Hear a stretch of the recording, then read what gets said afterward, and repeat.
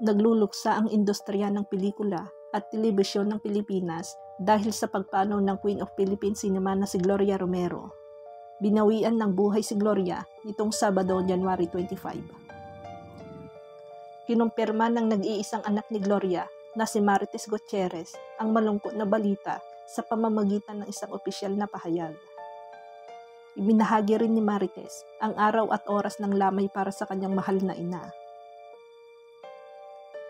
Ang tunay na pangalan ni Gloria ay Gloria Ann Borrego Gala. Isinilang siya noong December 16, 1933 sa Denver, Colorado.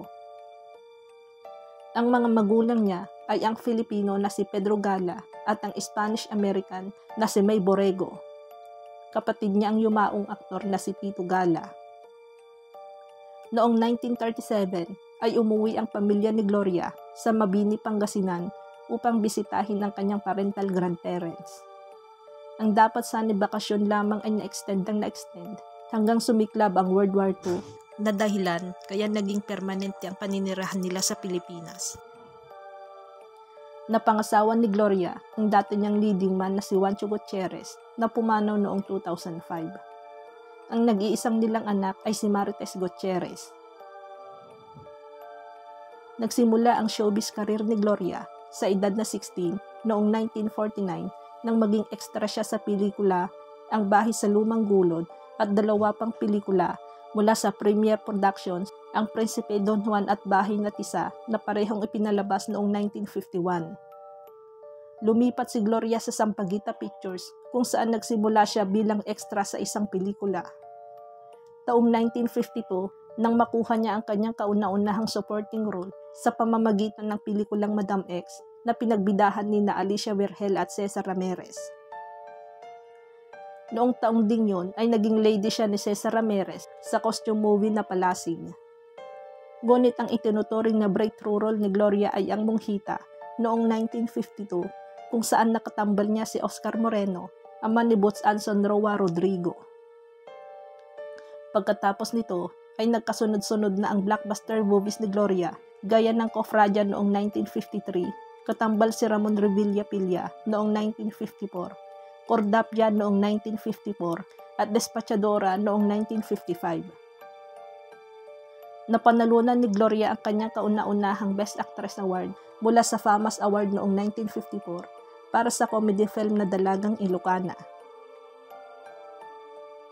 Narating ni Gloria ang rurok ng kanyang kasikatan noong middle 50s hanggang middle 60s, kung saan namayagpag sa takilya ang kanyang mga pelikula at naging sought-after endorser ng mga nangungunang produkto gaya ng Coca-Cola, Dairy Cream at Camay Beauty Soap. Tumagal ng mahigit sa 7 dekada ang acting career ni Gloria na mula sa pagiging leading lady ay tumawid sa character roles na nagpatunay sa kanyang kakayahan bilang isa sa pinakamahusay na aktres sa Pilipinas. Kabilang pa sa mga nagmarka niyang pelikula ay Sino ang May Sala noong 1957, Esperanza at Caridad noong 1963, Iginohit ng Tadhana noong 1963, Pinagbuklod ng Langit noong 1969, Pagdating sa Dulo noong 1971, Lipad Dar na Lipad noong 1973, Karugtong ang Kahapon noong 1975, Ganito Kami Noon, Paano Kaya Ngayon noong 1975, Gaano Kadalas ang Minsan noong 1983, Condemn noong 1984, Kung Mahawi Man ang Ulap noong 1984, Bulaklak sa City Jail noong 1984, Miguelito, Batang Rebelde noong 1985, Saan Nagtatago ang Pag-ibig noong 1987, Bilangin ng Bituin sa Langit noong 1989, at Kapag ang Langit ang Humatol noong 1990. Ilan pa sa mga di malilimutan niyang pelikula ay Makiusap Ka sa Diyos noong 1991, Bakit Labis Kitang Mahal noong 1992, Kadenang Bulaklak noong 1994, Dahil May Isang Ikaw noong 1999, Tanging Yaman noong 2000, Magnifico noong 2003, Moments of Love noong 2006, Bahay Kubo, A Pinoy Manupo noong 2007, at Rainbow Sunset noong 2018. Tumawid din sa telebisyon si Gloria.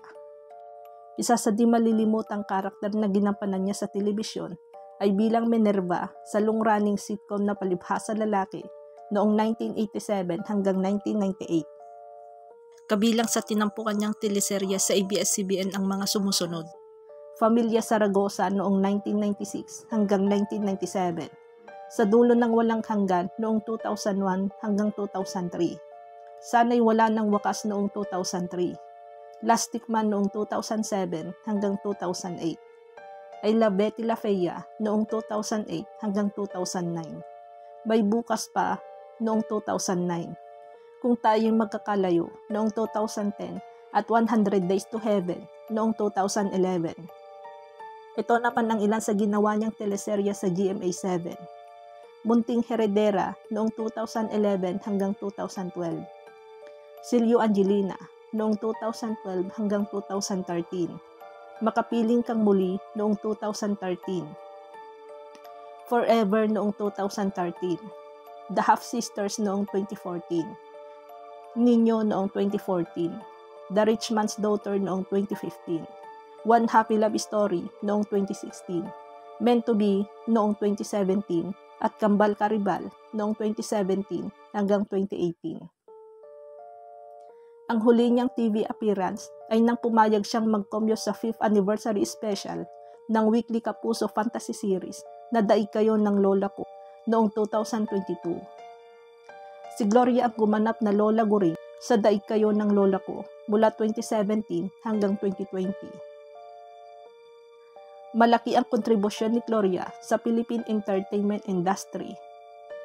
Tumanggap siya ng mga Lifetime Achievement Award mula sa Luna Awards, FAMAS, Gawad Urian, Guillermo Mendoza Box Office Entertainment Awards at Film Development Council of the Philippines. Hindi na rin mabilang ang mga parangal na iginawad kay Gloria ng iba't ibang award-giving bodies para sa mga kategoryang Best Actress at Best Supporting Actress. Gumawa si Gloria ng kasaysayan noong 2018 dahil siya ang pinakamatandang aktres na nanalo ng pinakamahusay na aktres sa edad na 85 para sa Rainbow Sunset, ang opisyal na kalahok sa 44th Metro Manila Film Festival. Ang tribute para sa kanya na ginanap sa Manila Hotel noong February 28, 2024, ang huling pagkakataong nasilayan ng publiko si Gloria. Nagsama-sama sa makasaysayang pagtitipon ang mga kaibigan at mga veteranong aktor at aktres. Nagbigay-pugay sila Gloria sa pamamagitan ng pagdiriwang ng kanyang buhay, tagumpay at pamana bilang reyna ng pelikulang Pilipino.